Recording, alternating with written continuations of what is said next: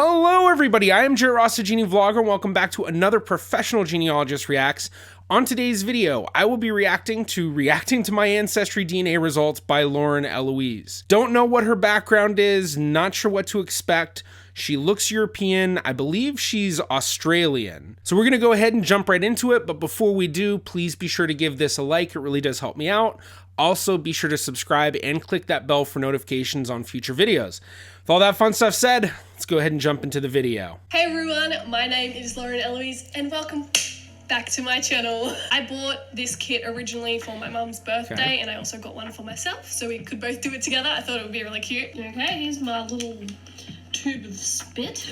I should actually say it's a really good idea if you are doing a DNA test and you have a parent available to also do a DNA test. It can actually be really helpful if you are trying to trace your family ancestry. Older generations testing is the best thing. So if you have parents, having them test is great. If you have your grandparents still around, having them test is great. And then if you're really lucky and you have great grandparents still around, try to get them to do a DNA test because they're going to have DNA that's going to tell you a lot further back in time into the family tree and specifically their line. Let's jump back in. I'm just gonna shove it in here and send it to freaking Ireland. I have been told that part of my family, on my dad's side of the family, we had someone who came over on a ship, not as a convict, into Australia when they stole the land from the First Nations. If you can't tell from the accent, yes, I'm Australian. So there is some area in Australia with my dad's last name, which we're pretty sure we're from. But other than that, the last 4 generations or so have been Australian, so we don't really know what our lineage is. Let's get into it. Calculating results. Here we go.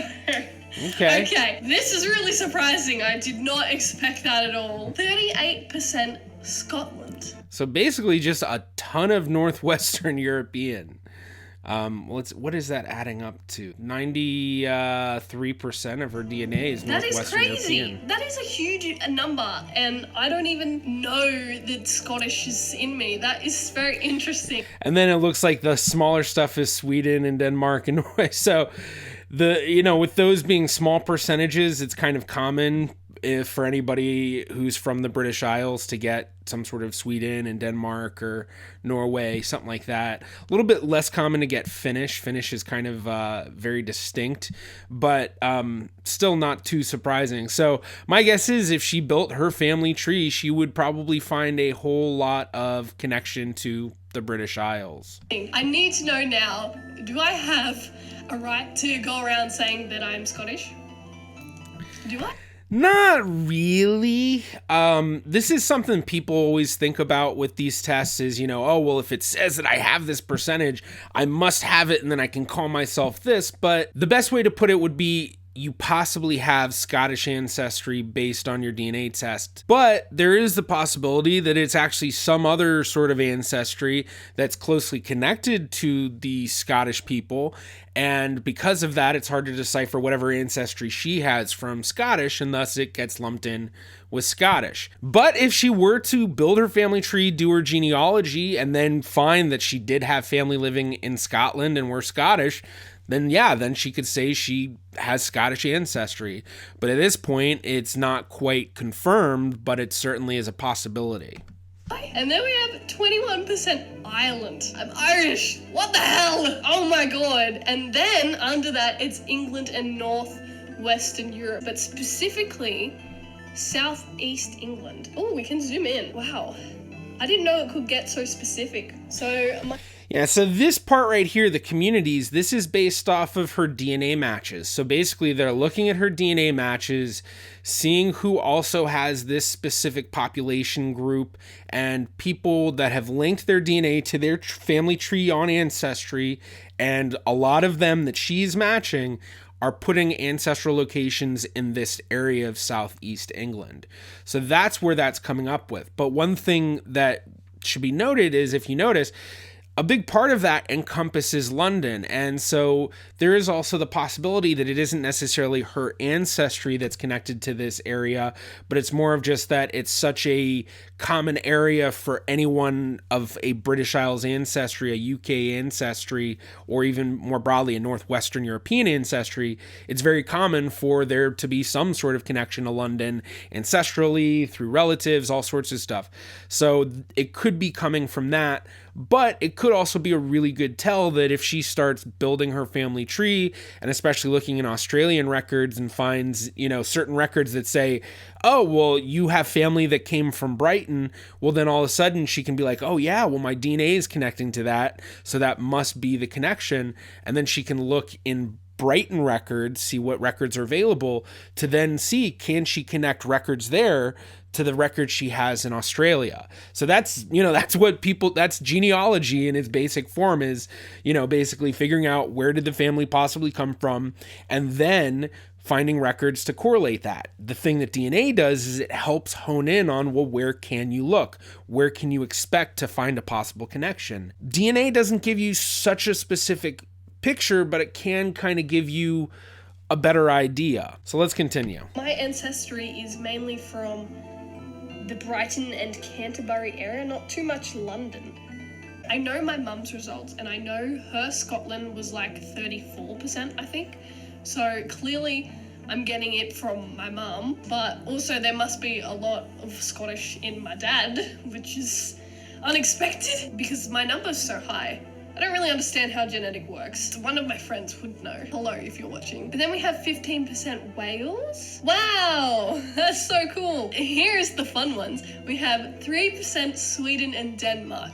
That is so cool. 2% Norway and 2% Germanic Europe. So someone, somewhere along the lines, came from Germany. But that's so interesting. Not necessarily. This is one of those things, again, where you're not quite sure. It's giving you a hint. There's a possible connection somewhere. Basically, they have a population group of people they define as Germanic Europe, and of the DNA that they have found that they think is specific to that group, they are also finding that DNA in her DNA. But there's a lot of possibilities of that being a false positive or being a misread or all sorts of things. So you can't really say, oh, well, there was someone along the lines who came from Germanic Europe. Well, maybe, but maybe not. Maybe it's something else, especially at 2% being traced. Interesting. I never would have guessed that 38% of me would be Scottish, and then the other chunk is like Ireland and Europe. Europe makes sense. Apparently I have 12,000 DNA matches. That is a lot of people. Bye, guys. Okay, so that was a pretty decent video. I mean, not super in-depth of anything. Based on her DNA results, they're all results that no matter what her ancestry would be, if she came from any of those countries, the breakdown would make sense. So it's possible she has ancestry connecting to all of those places that were listed. It's also possible that her ancestry is mostly from one of those places, and there's just a lot of difficulty in reading that. With that said, once you start getting far back enough in your family tree with so many ancestors with each generation, doubles each generation you go back. So once you're back a couple hundred years, you're looking at thousands of ancestors. And when you're looking at thousands of ancestors, there's a high possibility that of those 1,000, there's going to be a lot of different random variety from all over, especially with Europe. You could find all sorts of ancestors in all sorts of places in Europe. And even if they've lived in certain areas, it's not necessarily like you're going to get the DNA because of that. But with so many genetic matches that she has and coming from European ancestry, if she were to build out her family tree or try to expand her family tree, she'd very likely be able to expand it further with DNA, and especially because her mom has also tested. And one other thing she can do with such a mix, but it all kind of making this sense of connection with Northwestern Europe, she tests or uploads her DNA at other databases that give you your admixture. She may see very different readings because, especially with European, it's very hard to decipher. Each company has their own formula and algorithm, and because it is difficult to decipher and they're all using their own thing, sometimes it can come out quite differently, even though when you kind of look at it, then it's like, oh, well, that all actually makes a lot of sense. Part of this is actually determining which population groups are easier to read than others, and that can help you in determining which percentages make more sense and are much more confident than others. So if you'd actually like to learn more about that, be sure to check out this video right here about measuring the performance of DNA tests, which looks into the population groups. If you enjoyed this video, also be sure to give it a like, and if you click right about here, you can subscribe, which is completely free to do so.